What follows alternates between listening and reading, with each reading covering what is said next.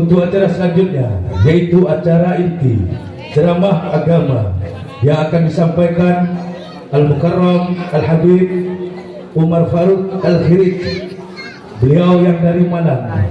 Kepada beliau waktu kami haturkan.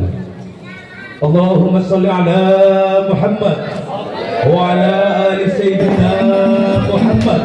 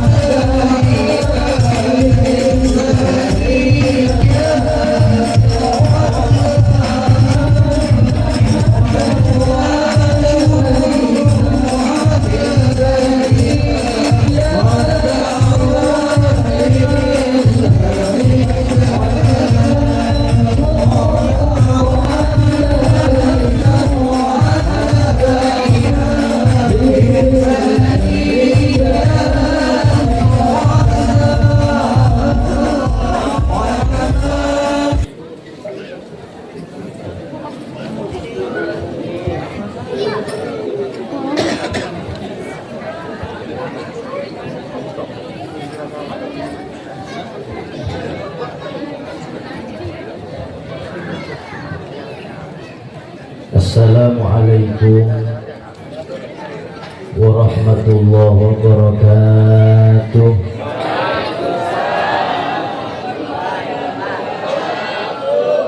Bismillah walhamdulillah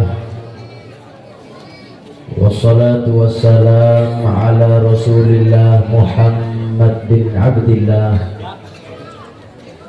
wa ala alihi wa sahbihi wa man wala wa la hawla wa la quwwata illa billah. Subhanaka la ilma lana illa ma 'allamtana innaka antal alimul hakim. Rabbi shrah li sadri wa yassir li amri wahlul 'uqdatam min lisani yafqahu qawli, amin ya rabbal. Yang mulia, yang terhormat, segenap para habaib, segenap para kiai, para alim ulama, para asatid, para ustadz maupun ustadzah yang hadir di majelis yang mulia ini.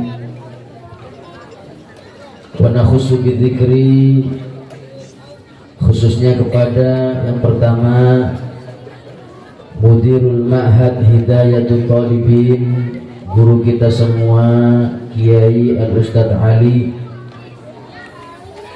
dan kepada ketua-ketua paguyuban, Ketua Umum Bapak Haji Muhammad Rawi, Ketua Ikama Ikatan Keluarga Madhurah Bapak Syahril Fauzi, dan kepada DPW Provinsi Banten Bapak Haji Busmar dan Sekjen Ikama Bapak Syahril Fauzi, dan kepada Ketua IKMA Serang Bapak Haji Naki dan Ketua IKKMS Bapak Haji Syakiruddin dan Ketua Ijma dan Ustadz Yadi Suadi dan Ketua Al-Barakah Bapak Tajib dan Ketua Al-Wasilah Bapak Romli, Ketua Yasinan Al-Khidmah Bapak Haji Mursyid, dan semua para tokoh-tokoh masyarakat yang hadir yang tidak bisa saya sebutkan satu persatu nama mereka, tidak mengurangi rasa hormat, rasa ta'zim, rasa mahabbah kami kepada mereka. Kita doakan mudah-mudahan para guru-guru kita, para habaib kita dan tokoh masyarakat kita, mudah-mudahan mereka semua senantiasa diberi panjang umur, sehat walafiat, sehingga bisa membina kita, masyarakat juga daerah menjadi baldatun thayyibatun wa rabbun ghafur, amin ya rabbal. Hadirin hadirat rahimakumullah, tujuan hidup kita di dunia ini tiada lain mencari cara supaya hidup kita menjadi hidup yang bahagia. Tujuan hidup kita di dunia ini mencari cara supaya kita diberi kehidupan yang baik oleh Allah. Maka daripada itu kita sering berdoa kepada Allah, Rabbana atina fid dunya wa fil akhirati wa qina adzabannar. Rabbana, ya Allah, ya Tuhan kami, atina, datangkanlah kepada kami, berilah kepada kami fid dunya, di dalam kehidupan dunia, hasanah, kehidupan yang bahagia, kehidupan yang baik. Wa fil akhirati hasanah, dan berilah kepada kami kehidupan nanti di hari akhirat dengan kehidupan yang baik. Ulama sepakat kebaikan yang ada di akhirat yaitu masuk surga, apalagi setelahnya waqina adzabannar. Yang menjadi pertanyaan, Rabbana atina fid dunya, ya Allah, berilah kepada kami kebaikan, kebahagiaan yang ada di dunia. Apa kebaikan yang ada di dunia? Masya Allah, kadang yang hadir ini kalau sudah doa Rabbana atina fid dunya hasanah, yang dibayangkan adalah toko baru. Kalau yang ustadz-ustadz yang hadir Rabbana atina fid dunya hasanah, yang dibayangkan adalah istri baru. Padahal Al-Imam Hasan Al-Basri, beliau mengatakan Rabbana atina fid dunya hasanah, kebaikan yang ada di dunia ini dengan dua perkara. Yang pertama al-ilmu, yang kedua al-ibadah. Kalau ingin hidup di dunia dengan hidup yang selamat, ingin hidup di dunia dengan hidup yang bahagia, yang pertama istiqomahlah, semangatlah untuk hadir di majlis, di tempat yang di situ ada ilmu agama. Innal anbiya'a lam yuwarrithu dinaran wala dirhama. Kata Nabi, sesungguhnya para nabi dan para rasul semenjak Nabi Adam, Nabi Nuh, Nabi Idris, bahkan sampai Nabi kita Muhammad, warisan para nabi bukan uang rupiah, bukan uang dolar. Warisan para nabi bukan rumah atau mobil mewah, bukan. Warisan para nabi bukan tanah yang berhektar-hektar, juga bukan. Wa innama warrathul ilma, hanya saja warisan para nabi dan para rasul yang bisa mengangkat derajat kita di dunia dan di akhirat tiada lain ilmu agama, yang alhamdulillah kita sama-sama mendapatkan ilmu di malam yang mulia ini. Alhamdulillah. Faman akhadahu faqad akhadha bihadzi wafir. Kata Nabi, siapapun yang semangat belajar ilmu agama, yang semangat hadir majelis ta'lim, maka mereka lah yang paling banyak mendapatkan warisan Nabi Muhammad sallallahu alaihi. Cuman minta maaf sebelumnya, umat Islam zaman sekarang kepada ilmu agama yang ini warisan Nabi Muhammad, naudzubillah, ilmu agama zaman sekarang dipandang dengan pandangan sebelah mata, naudzubillah. Orang akhir zaman sekarang ini pikirannya dunia, dunia, dunia. Padahal ilmu agama ini adalah warisan dari orang yang kita cintai, yaitu Nabi Muhammad. Kita masih kalah kepada orang non-muslim, hadirin. Orang non-muslim ini sangat memuliakan warisan dari orang yang mereka cintai. Saya pernah baca berita mungkin 20 tahun yang lalu. Ada satu berita di koran, ada penyanyi legendaris, artis terkenal orang Amerika. Ada yang pernah sampai Amerika? Ada pernah sampai? Sebelah timur tak-takan nanti. Artis terkenal legendaris, agamanya kafir Nasrani. Artis ini meninggal dunia setelah dikubur, warisannya dilelang atau dijual. Mobil yang mewah dilelang, rumahnya dilelang, bahkan yang saya baca bukan hanya aset yang berharga yang dilelang dijual.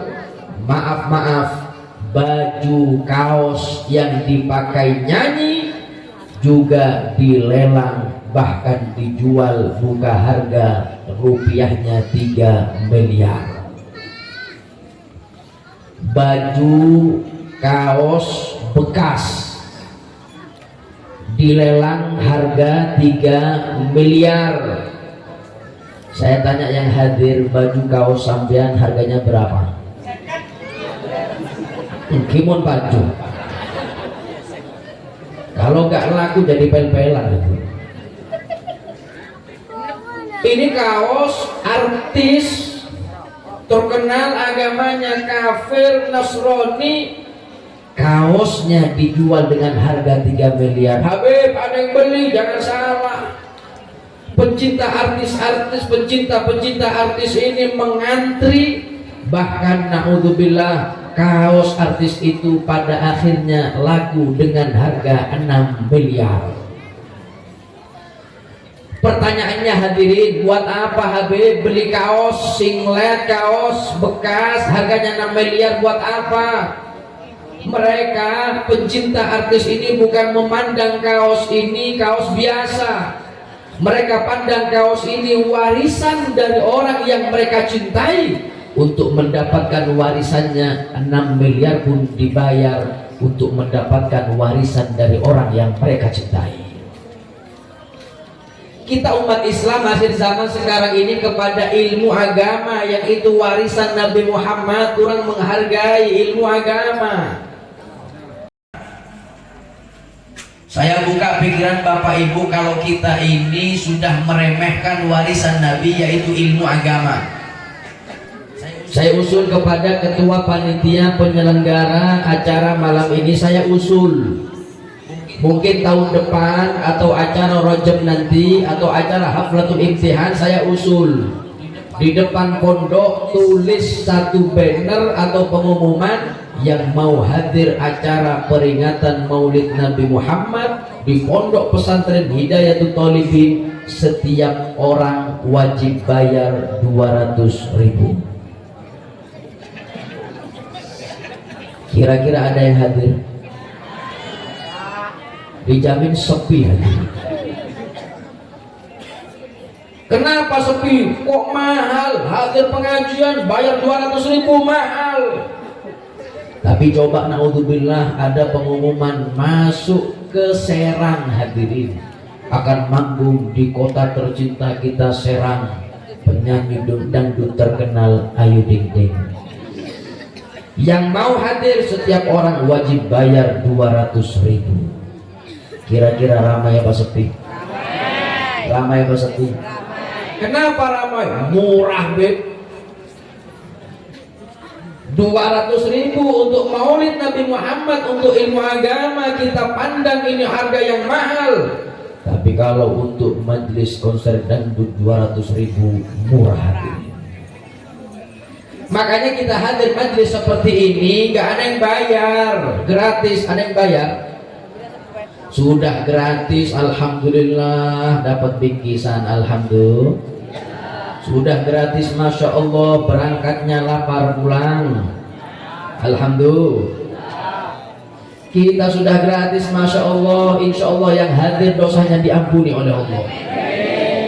Kita hadir gratis, insya Allah yang hadir dapat syafaatnya Nabi Muhammad. Kita ini hadir di sini nggak pakai bayar. Kenapa? Tiket orang yang hadir majelis ilmu, majelis taklim, tiketnya mahal, tidak bisa dibeli dengan uang, tidak bisa ditukar dengan jabatan. Tiket kita hadir di majelis ini satu, hidayah dan taufik dari Allah Subhanahu.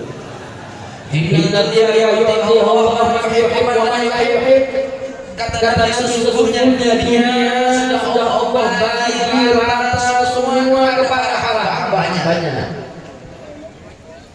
Yang ahli ibadah dapat dunia, yang beriman Allah beri dunia, yang ahli maksiat, yang enggak sholat, yang senang main judi, main slot, Allah beri dunia.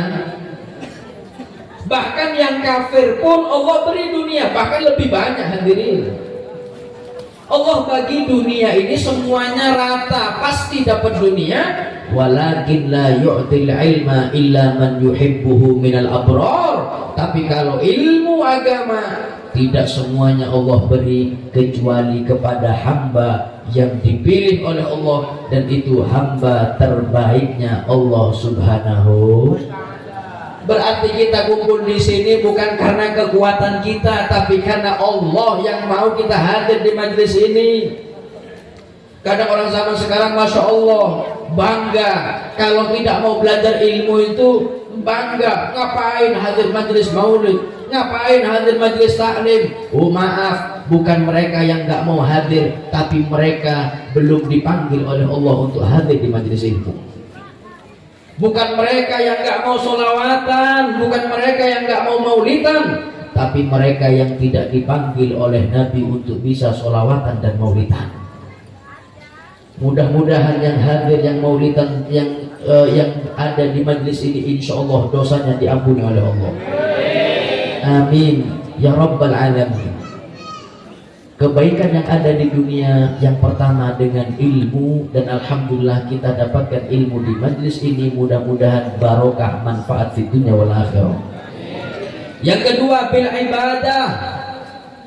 Kalau ingin hidup bahagia di dunia, yaitu selain dengan ilmu agama, yang kedua dengan ibadah. Ulama mengatakan ibadah yang paling afdal di dunia ini ada dua. Yang pertama as-sabru, sabar. Yang kedua asyukru, bersyukur kepada Allah. Yang pertama, kita hidup di dunia ini butuh bekal sabar. Kalau nggak punya bekal sabar, nggak bisa hidup. Sayyidina Ali bin Abi Thalib beliau mengatakan as-sabru bimanzilatil iman karroksi minal jasad. Posisi kesabaran di dalam iman kepada Allah sama dengan posisi kepala di tubuh manusia. La hayata liman la ra'salah. Siapa bisa hidup hadirin meskipun tangannya lengkap, kakinya lengkap, tapi gak punya kepala, gak bisa hidup. Sama dengan iman kita, la imana liman la sabrolah. Tidak bisa dikatakan iman kita kuat kalau hidup di dunia tidak punya bekal kesabaran, na'udzubillah. Mudah-mudahan yang hadir menjadi hamba yang sabar. Kita ini sabar adalah modal. Kita melaksanakan ibadah butuh sabar. Sholat 5 waktu butuh sabar, apalagi sholat subuh. Sampai-sampai dalam adzan adalah as-sholatu khairun. Kita puasa Ramadan butuh sabar. Kita membayar zakat butuh sabar. Kita berkumpul di majelis ini hadirin, ini ibadah. Kita sholawatan, kita maulidan, mendengarkan Al-Quran dilantunkan, membaca Al-Quran, belajar ilmu agama. Ini semuanya ibadah. Kita kumpul di majelis ini mulai jam berapa tadi?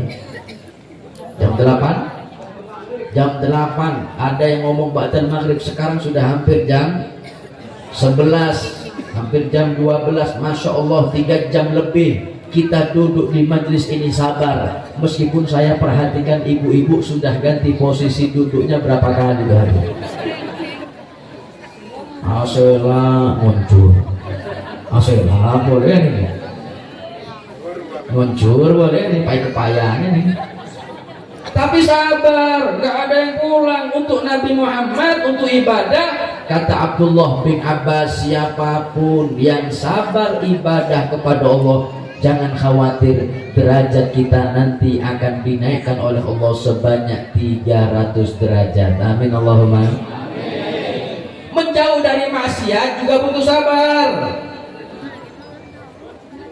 Berjudi itu haram, kita sabar menjauh dari perjudian. Zina itu haram, kita sabar menjauh dari perzinahan. Kita tahu berkata bohong hukumnya haram, berdosa. Kita tahu hukumnya buka aib tetangga. Asan-asan tetangga hukum mana Pak? Makanya yang laki-laki jangan senang buka aib tetangga. Mondek bini dengan asan-asan ampun hobi kibaan lahir nanti. Kadang ibu-ibu kalau sudah enggak rasan-rasan, enggak buka aib tetangga, masya Allah sehari enggak gosip, masya Allah langsung pusing kepalanya. Kalau sudah buka aib tetangga sekali sehari, masya Allah langsung sehat walafiat. Kita menjauh dari maksiat butuh sabar. Siapapun yang sabar menjauh dari maksiat karena takut kepada Allah, kata Abdullah bin Abbas, jangan khawatir, derajat kita ditambah 300 menjadi 600 derajat. Amin Allahumma. Yang ketiga yang paling tinggi derajatnya as-sabru ala bala'illah, sabar di dalam menahan ujian musibah dari Allah. Semua yang hidup di dunia pasti mendapatkan musibah sesuai porsinya masing-masing. Ada musibah yang langsung turun dari Allah, musibah bencana alam, gempa bumi, banjir tsunami, bahkan wabah penyakit. Ini semuanya langsung dari Allah. Mudah-mudahan yang hadir sehat walafiat. Yang punya penyakit diangkat penyakitnya oleh Allah. Ada musibah yang kedua, hakikatnya musibah ini dari Allah, tapi melalui perantara manusia. Ini yang hampir tiap hari kita dapatkan musibah yang kedua ini hadirin. Bagaimana contohnya Habib? Banyak. Kita punya teman, buka aib kita itu musibah untuk kita. Kita punya teman iri kepada kita, itu musibah untuk kita. Kita punya teman, dia terus cari masalah dengan kita, padahal kita nggak pernah cari masalah, itu musibah untuk kita. Resiko hidup di dunia, pasti ada yang suka kepada kita, pasti pula ada yang tak suka kepada kita. Setuju? Nggak bisa kita buat satu tak-takan semuanya si cinta kepada kita, mustahil. Pasti ada yang suka kepada kita, pasti pula ada yang tak suka kepada kita. Jangankan kita hadirin, lihat kita punya Nabi Muhammad, kurang mulia apa Nabi? Nggak pernah maksiat, nggak pernah berbuat dosa. Rasulullah gak pernah berbuat dosa, masih ibadah kepada Allah, sholat hatta tawarromat qadamah, sampai kaki Nabi Muhammad bengkak hadirin, dan sangat banyak rakaat sholat Nabi. Masya Allah, Nabi Muhammad istimewa, gak punya dosa sholat sampai kakinya bengkak. Orang Serang Banten ini Masya Allah lebih hebat, belum sholat kakinya bengkak duluan hadirin. Asam auratnya kumat, kolesterolnya kumat, akhirat tak bojong bagus. Ini Nabi Muhammad gak punya dosa, masih sholat sampai kakinya bengkak. Kadang kita yang sedikit ibadah banyak dosa, sholat itu pun malas, naudzubillah. Hadirin yang dirahmati oleh Allah, yang penting kita tidak mengganggu orang lain, itu sudah cukup. Mau orang lain cinta kepada kita, alhamdulillah. Nggak cinta pun nggak apa-apa, yang penting Allah dan Nabi cinta. Ada satu santri ke rumah kiai, kata santrinya, kiai saya mau curhat. Katanya, curhat apa? Saya punya tetangga jahat-jahat. Tetangga yang kanan buka aib saya, yang depan dia iri kepada saya, tetangga yang satunya terus cari masalah. Saya nggak betah bertetangga dengan mereka, kiai. Saya ingin pindah rumah. Mungkin kiai ada pandangan tanah kosong, saya akan beli tanah itu dengan satu syarat, nggak peduli harganya berapa. Satu syaratnya, tetangga yang baru nantinya adalah tetangga yang baik, tidak sejahat tetangga saya yang sekarang. Kata kiai, ada. Kalau kau ini punya tetangga baik-baik, ada saya pandangan tanah kosong, cocok bangun rumah, saya jamin tetangganya baik-baik. Gimana ikut? Diajak sama kiai santri ini, cek lokasi tanah, dibawa ke tanah kuburan. Bangun cowok ini ya dong, insya Allah tetangga nambah nyaman nih. Bangun rumah di sini, insya Allah tetanggamu baik-baik. Gak buka aibmu, gak susah dari masalah, insya Allah hidupmu sepi. Kadang sampai sekarang sudah hidup jauh dari tetangga, masih dibuka aibnya. Jadi kadang orang sudah meninggal masih dibuka aibnya. Untuk Nabi Muhammad, untuk ibadah hidup di dunia, pasti ada yang suka kepada kita, pasti ada pula yang tak suka kepada kita. Yang penting kita tidak mengganggu mereka, itu sudah cukup. Yang penting Allah cinta. Siap memaafkan orang lain? Siap memaafkan orang lain? Siap sabar? Berat Habib, memang berat hati. Saya pernah pengalaman pribadi. Saya pernah diundang di acara Isra wal Mi'raj daerah Jambi, Sumatera. Saya ceramah di acara itu 1 jam membahas tema tentang sabar. Qala ta'ala, qala Rasulullah, hadirin hadirat, jok mok ngamok pasapur, jangan marah, jangan suka marah, maafkan mereka. 1 jam ceramah masalah sabar.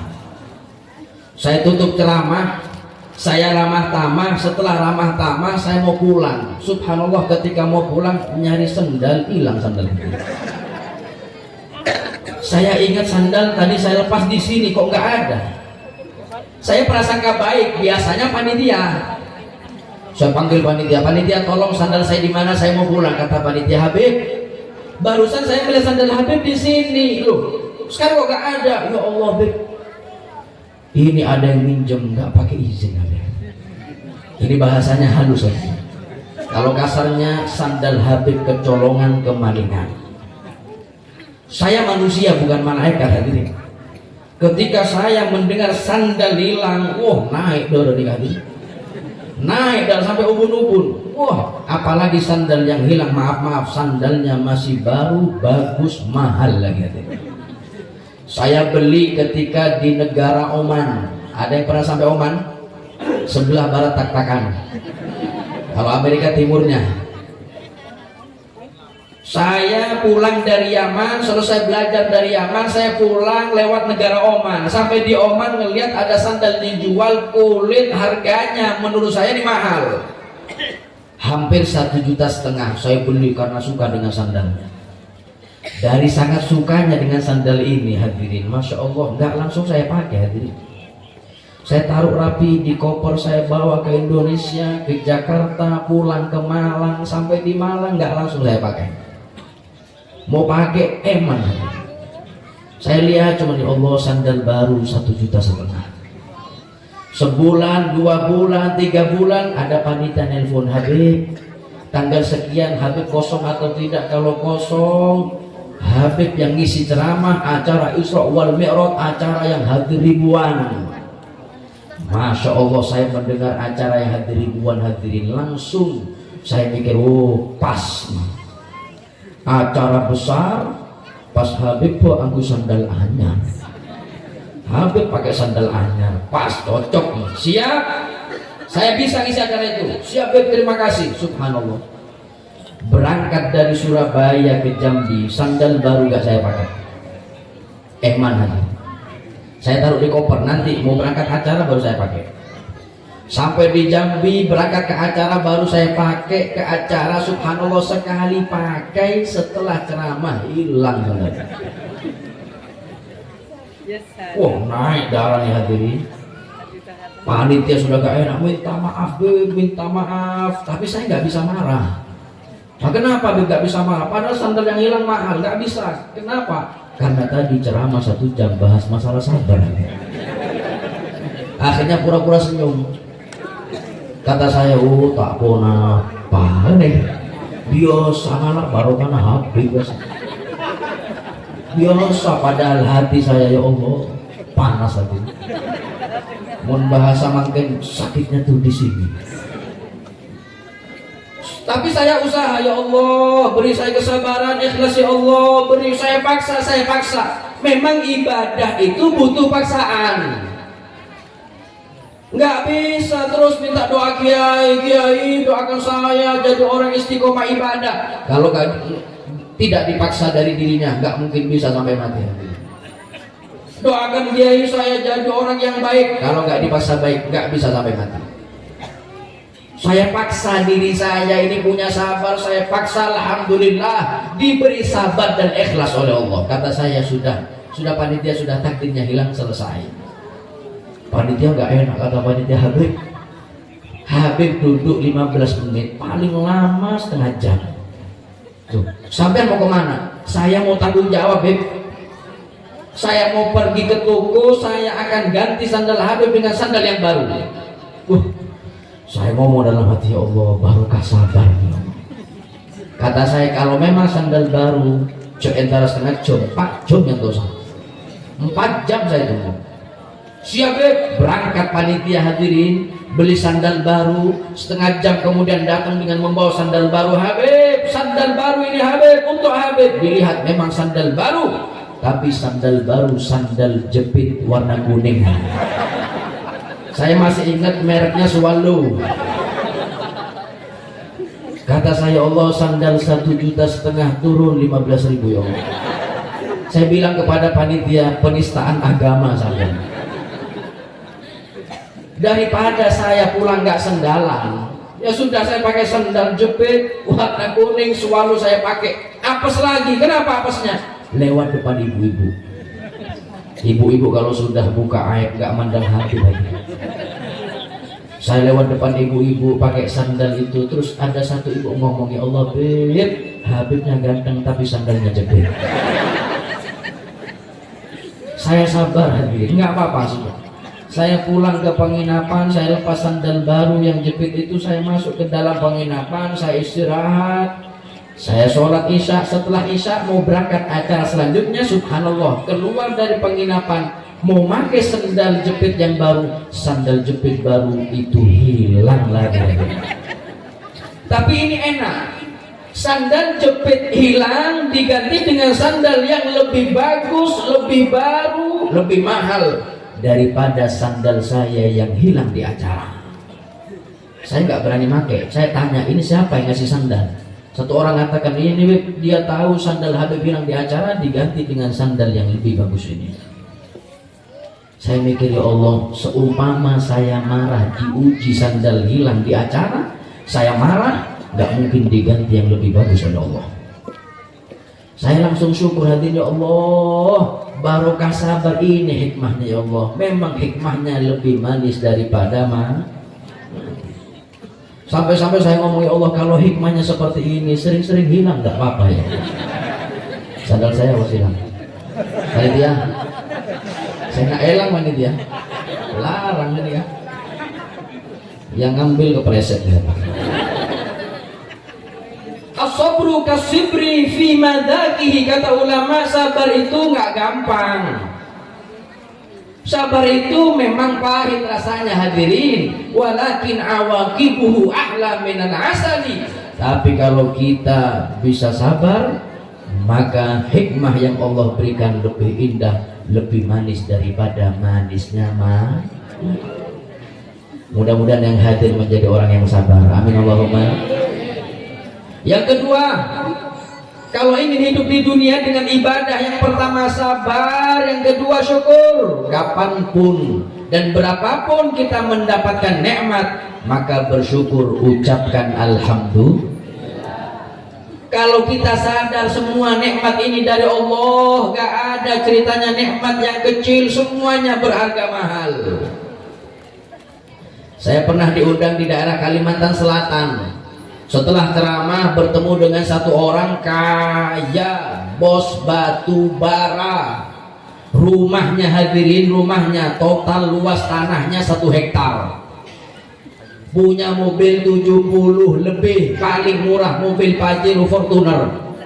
Itu pun dipakai ke tambang batu bara. Mobil lainnya, Masya Allah, ada yang harganya 4M, ada yang 10M, bahkan satu mobilnya ada yang harga 50M. Kaya. Saya ketemu dengan orangnya setelah ceramah, Masya Allah. Saya perhatikan orang kaya ini pakai cincin kanan, tangan kanan 2 cincin, tangan kiri 2 cincin. Semua cincinnya bukan cincin emas, tapi cincin permata berlian. Saya tanya, Pak Haji, cincin sampean berlian betul berapa harganya? Kata Pak Haji, yang jari manis murah. Saya beli kemarin ini harga 2,5 miliar satu. Yang jari kelingking lebih murah, 1,5 miliar. Kata saya, satu tangan 4M harga cincinnya. Yang kiri berapa? Dengan senyum mengatakan, sama beb, 4M juga. Masya Allah. Orang kaya ini pakai cincin kanan kiri total harganya 8 miliar. Pernah megang uang 8 miliar. Belum miliar neka belum 1.000 juta. Mun eka beli tanyana sampean norok bedeng orangnya. Masya Allah, saya takjub, saya kagum kepada orang kaya ini. Kenapa kagumnya? Orang kaya ini pakai cincin kanan kiri harganya 8 miliar, nggak sombong sama sekali hadirin. Orang sini baru cincin akik sombong. Montak yolo Pak Haji tak atau nih hadirin. Badan ada orangnya hadir tak tahu todus. Ini cincinnya 8 miliar, gak sombong sama sekali. Kata saya, Masya Allah Pak Haji, hidup Pak Haji ini enak, lebih enak daripada hidup saya. Uang banyak, cincinnya 8 miliar, sudah tinggal ibadahnya. Hidup Pak Haji lebih enak daripada hidup saya. Pak Haji ini senyum hadirin. Kata Pak Haji, Habib, kalau saya boleh nilai, hidup Habib lebih enak daripada hidup saya. Kata saya, dari mana? Saya ini uang nggak banyak, saya rumah itu pun ngontrak, mobil satu, uang nggak banyak. Uang saya sedikit, utang yang banyak. Pada bang sampean nih, uang sedikit, utang. Mudah-mudahan yang punya utang cepat lunas. Kalau kan Nabi Muhammad cepat lunas. Kalau lunas bisa ngutang lagi. Amin. Suka ngutang orang sini ya. Pabolungan itu. Kata saya, dari mana?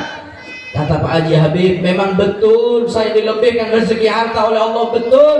Saya beli apapun insya Allah bisa.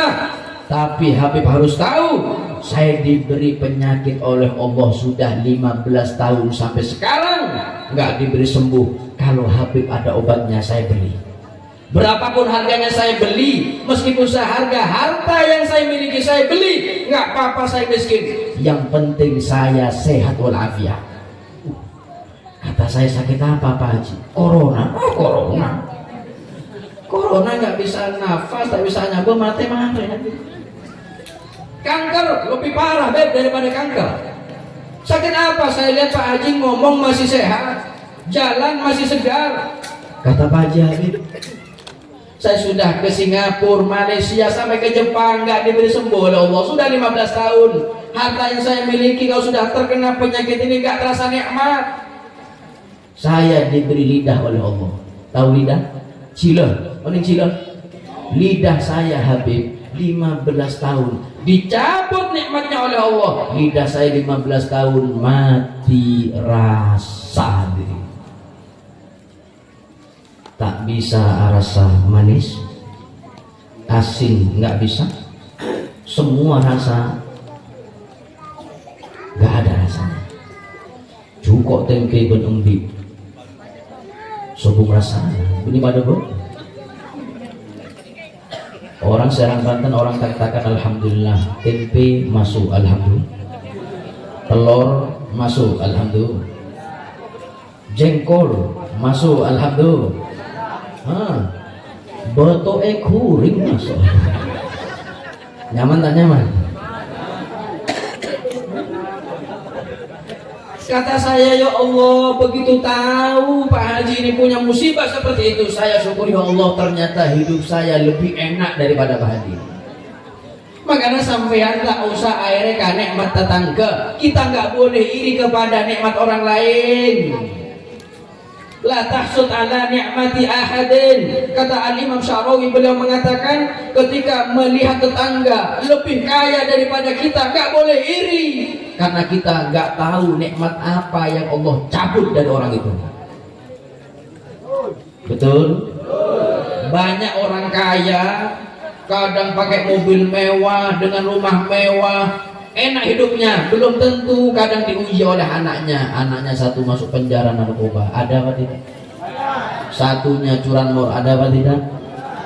Kita alhamdulillah saya tak pakai soki.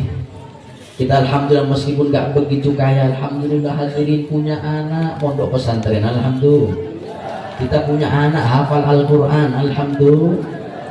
Nggak sedikit orang kaya dengan mobil mewah, rumah mewah, kadang nikah bertahun-tahun nggak diberi keturunan. Ada apa tidak? Ini yang hadir, anaknya berapa? Bertahun abudu terus hadirin. Abalapan bergojengnya.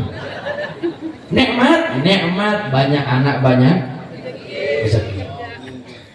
Saya pernah lagi ke daerah Jambi di Muara Bungu, dari kota 9 jam masuk hadirin pelosok, lewat hutan, nyebrang laut, masya Allah 9 jam berjumpa dengan satu orang kaya kontraktor. Ketika saya selesai ngisi ceramah diajak ke kamarnya. Kata orang kaya, Beb, tahu kasur ini harganya berapa? Kata saya nggak tahu. Ini harganya kasur saya beli seminggu yang lalu, harganya 85 juta. Kata saya, Pak Haji, buat apa beli kasur 85 juta? Buat apa? Kasur 5 juta sudah enak tidur, insya Allah subuh lewat hadirin. Badah sopukul dulu badah usolli fardhu subha, bukan subhi, subha gabungan sholat subuh dan sholat duha. Buat apa beli kasur 85 juta? 5 juta sudah enak tidur. Kata Pak Haji, Beb, 5 juta di kamar yang lain itu sudah harganya 5 juta, tapi nggak enak tidur. Saya beli ini dulu seminggu yang lalu, kata orang yang jual, tidur di atas kasur ini tidurnya pasti nyenyak, enak. Saya beli 85 juta, saya pakai 5 hari, 3 hari terakhir tak nyaman tidur. 3 hari terakhir masih nggak enak tidur. Kata saya, 85 juta nggak enak tidur? Iya, Beb, nggak bisa tidur. Subhanallah, saya mikir kalah dengan orang tak-takan. Kasurnya berapa harganya? Berapa harganya? Berapa jam tidurnya? Kadang di pengajian tidur lagi. Nunduk nyap apa nih? Ajoil nih. Bener. Ada orang yang tidur di pengajian ada. Pas tidur jangan dibangunin. Orang kaya nih.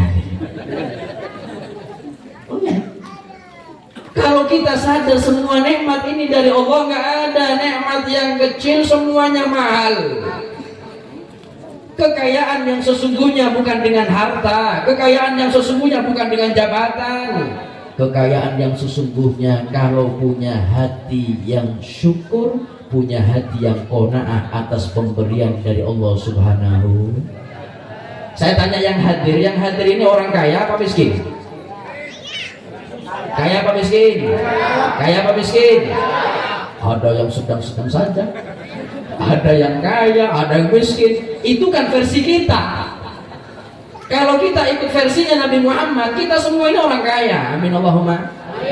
Kata Nabi Muhammad, man asbaha minkum, barang siapa di antara umatku yang bangun di waktu paginya punya 3 perkara. Yang pertama, aminan fi sirbih, tidak menerima gangguan dari tetangganya. Yang kedua, wa mu'afan fi badanihi, badannya sehat walafiat. Yang ketiga, wa indahu qutu yaumih, dia punya makanan yang dimakan di hari itu. Kata Nabi, yang punya 3 perkara setiap paginya enggak diganggu tetangganya, badannya sehat, makanannya ada, falahu izzatiyya bihadza. Orang yang punya 3 ini orang yang kaya, seperti mendapatkan dunia dan seisinya. Kaya apa miskin? Kenapa kok jauh miskin? Syukur hadirin. Lanjut. Serius lanjut. Saya tutup dengan satu cerita. Di dalam kitab ada satu cerita seorang raja. Raja kalau zaman sekarang seperti presiden. Bagaimana presiden? Presiden jabatan sudah nomor 1. Jabatan nomor 1, rumah istana, mobilnya mewah, kemana-mana dikawal pas pampres. Harta melimpah, uang banyak.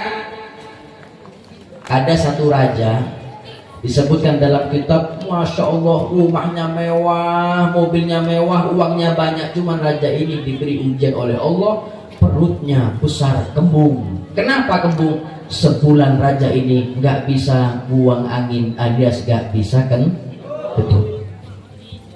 Sakit hadirin. 1 bulan nggak bisa kentut. Perut raja kembung, duduk sakit, tidur gak bisa. Kata raja, ya sudah, saya gak kuat. Akhirnya raja nulis sayembara perlombaan kepada rakyatnya.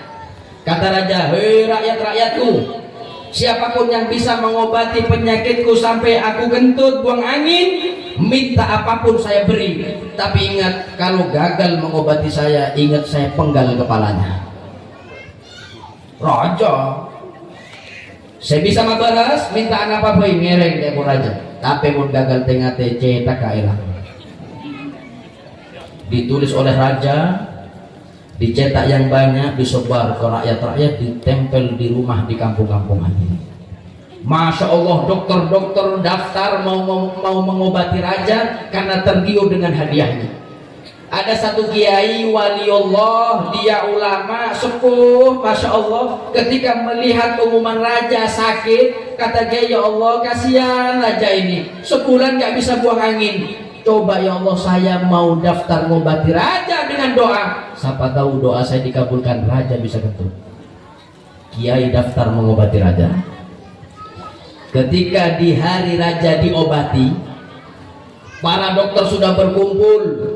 Raja mengambil mic, kata raja, hei para dokter yang akan mengobati penyakit saya ulangi lagi, yang berhasil mengobati saya minta apapun saya beri. Tapi kalau gagal, hati-hati, ada al-buju akan menggal kepalanya.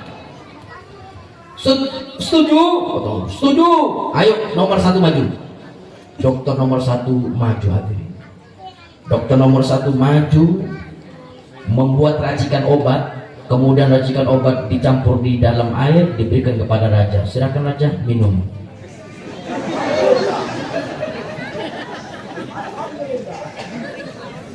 Berkah.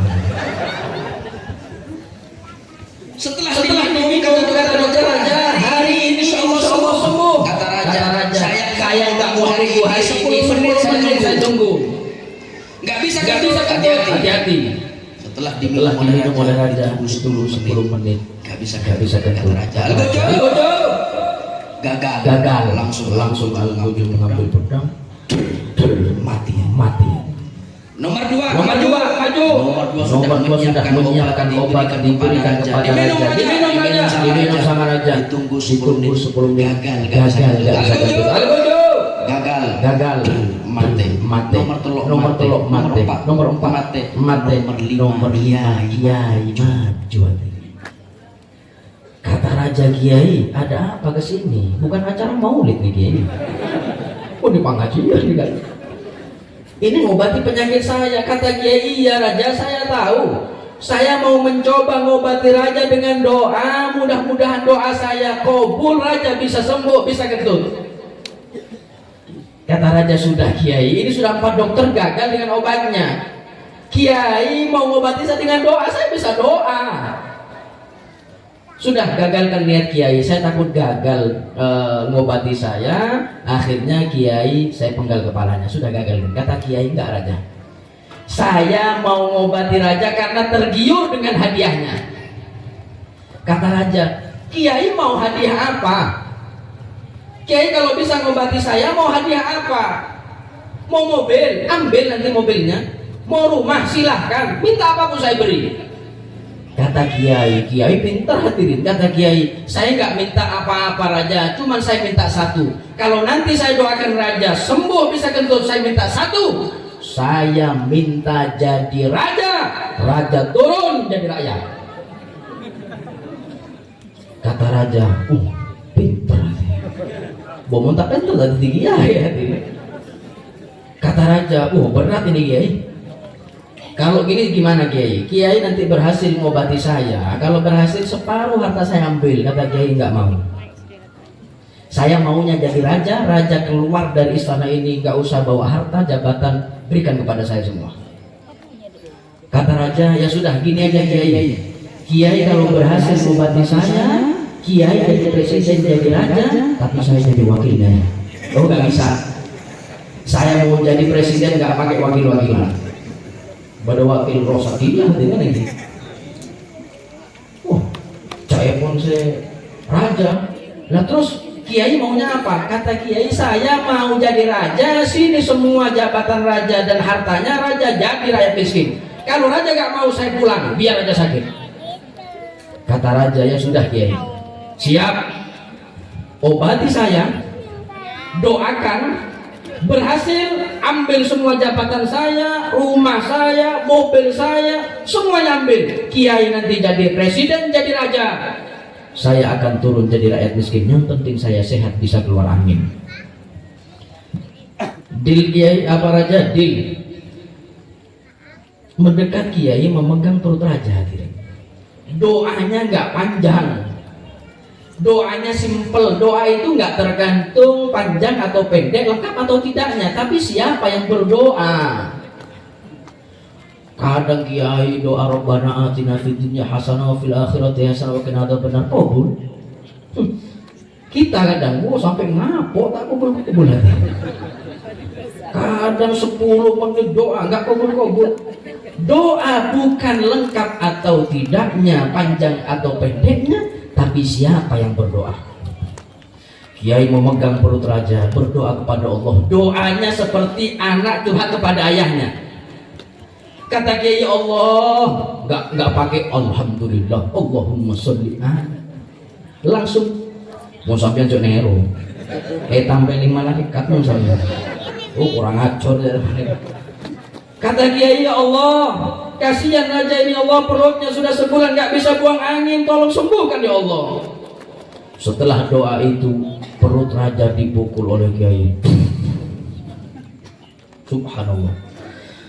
Kata Kiai, tunggu raja 10 menit, insya Allah bisa kentut. Ditunggu oleh raja 10 menit.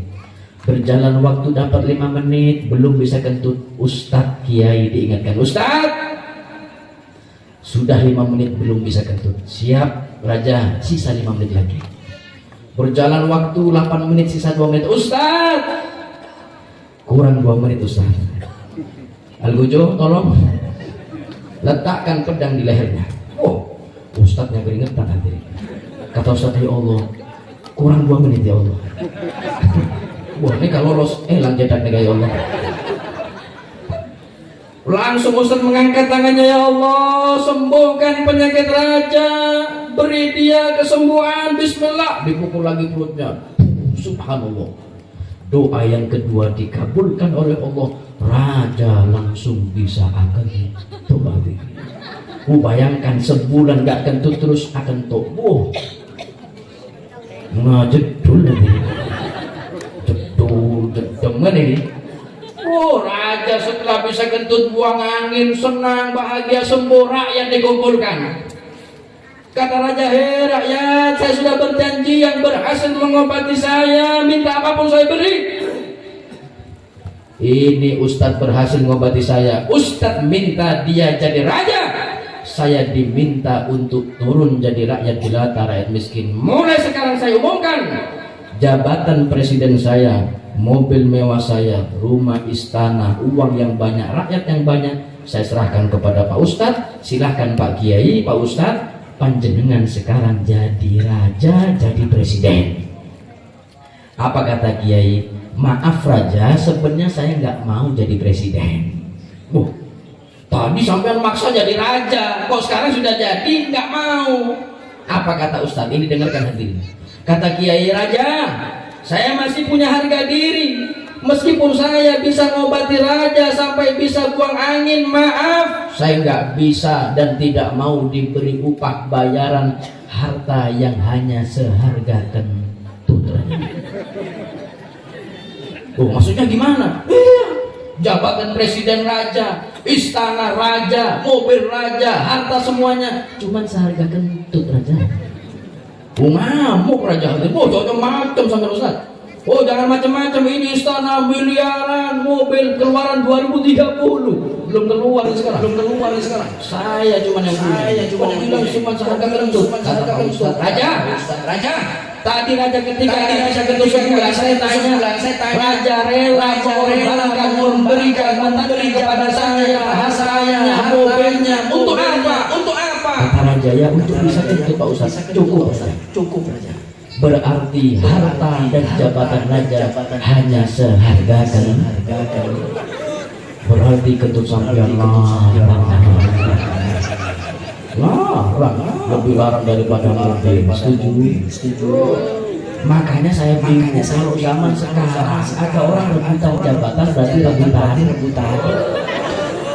Paham?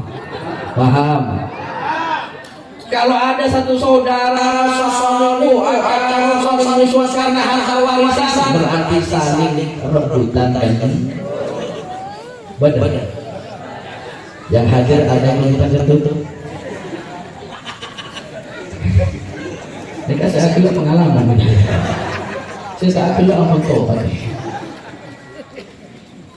Saya tanya, kalau ada orang rebutan kentut, ini waras apa gila? Gila. Banyak orang gila. Para hadirin, para orang gila yang dirahmati Allah. Benar pun. Bukan lagi. Emang tuh kalau saya Bangkalan, di Bangkalan ada rebutan kepala desa kalekun sampai acarok bunuh-membunuh. Berarti acarok arabuan. Paham? Neka duiku Pak Lekor, saya tahu rakib banyak saya rebut kentok nih. Tengah ini. Silahkan jabatan. Kata Nabi Muhammad SAW, hati-hati dengan jabatan. Innakum latahrisuna 'alal imarah. Kata Nabi, kalian semua nanti akan saling tamak, saling sikut dan saling sikur untuk mendapatkan kepemimpinan. Tapi kata Nabi, wa innaha satakunu nadamatan yaumal qiyamah. Tapi hati-hati, yang direbutkan jabatannya nanti akan menjadi penyesalan di hari kiamat. Na'udzubillah. Marmantan saya hadir salamat satu jenazah. Larang kentut hadirin. Tapi ingat cerita ini terus bukan kentut sembarangan. Pulang dari majelis bareng temennya terus kentut. Kata temennya kurang ajar kentut sembarangan. Kata yang kentut, udah dengar ceramahnya Habib Umar tadi. Larang nih, boleh kan larang itu. Kentut anugerah, nikmat. Saya tanya, ini ibu-ibu khususnya, bagi yang melahirkan dengan sesar, setelah melahirkan, setelah operasi, pertanyaan pertama dokter, sudah kentut apa belum? Betul? Betul. Berarti mun akan tok saya, mun tak akan tok saya. Sudahkah kita bersyukur setelah kentut? Oh, ada. Ini kan yang mana kentut barokah. Mudah-mudahan yang hadir insya Allah panjang umur sehat walafiat. Amin ya rabbal. Ahlan wa sahlan. Lanjut. Ilmu, syukur, sabar. Mudah-mudahan yang hadir ilmunya barokah, ilmunya manfaat, menjadi orang yang sabar dan insya Allah menjauh dari maksiat dan insya Allah jadi orang yang syukur. Amin Allahumma. Lanjut.